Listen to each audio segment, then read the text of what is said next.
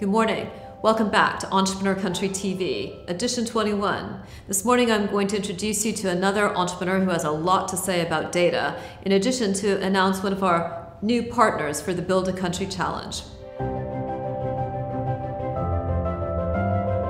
Super excited to announce that Overkeys, a well-known French B2B SaaS solutions company, has decided to become a partner to the Build a Country Challenge focused on the smart home.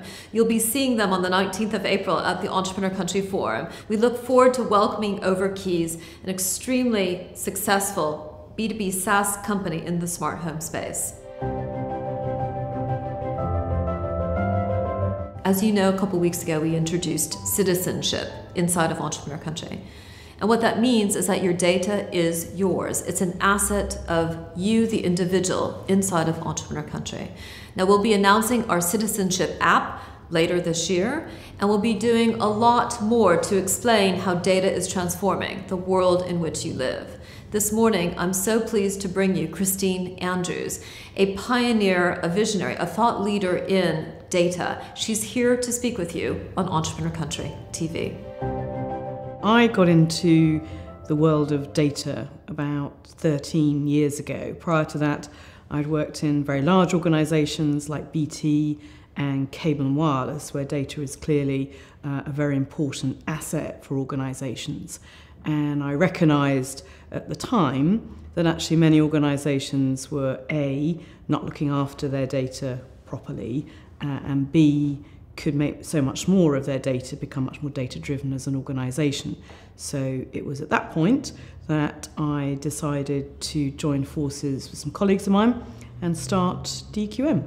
We are all about helping organisations avoid being a data disaster, a kind of Daily Mail headline, if you will. And then once they are protected and their data is secure, we then help them make the most out of that data by becoming much more data-driven and using that data to make better decisions, gain better insight and better analysis.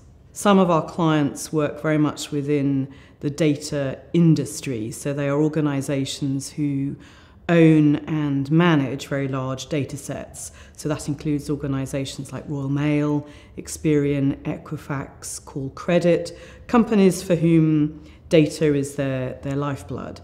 In addition, organisations like the comparison websites, Money Supermarket, Compare the Market, where essentially what they own and what they utilise is the data that they have on their customers. We also work very much with end clients who are keen not to be data disasters. So this includes a lot of the charity sector, who've been in the news quite a lot recently, organisations like Cancer Research, Mind, Royal British Legion, UNICEF, Save the Children, and many others, but also companies who are in the retail sector. So you only have to think about the data breach that TalkTalk experienced a few months ago, and you can see how important data is to organisations. And I think they started the process of informing their customers and the Information Commissioner pretty well when they experienced their data breach, but then it all went horribly wrong after that because they didn't know what data had been compromised, they didn't know the systems that the data was residing on, and they didn't have a particularly tested data breach process. It was the third time that they had been compromised in terms of data loss. And I think organisations have begun to wake up to the fact that if you play fast and loose with consumer data, it will come back to haunt you. I mean, their share price has decreased in the order of about 30% pre-hack. So, not only can it have a huge impact on your customers and their loyalty, but it can have a significant impact on your share price too.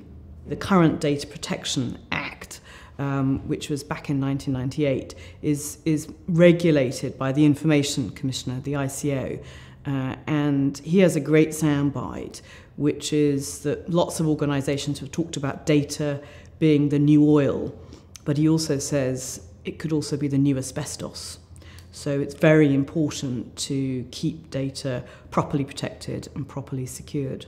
And there's a new regulation which is coming in from the European Union, which is called, or snappily titled, the GDPR, which is the General Data Protection Regulation. And the kind of key points about this regulation is firstly the fines, which are up to 4% of global turnover.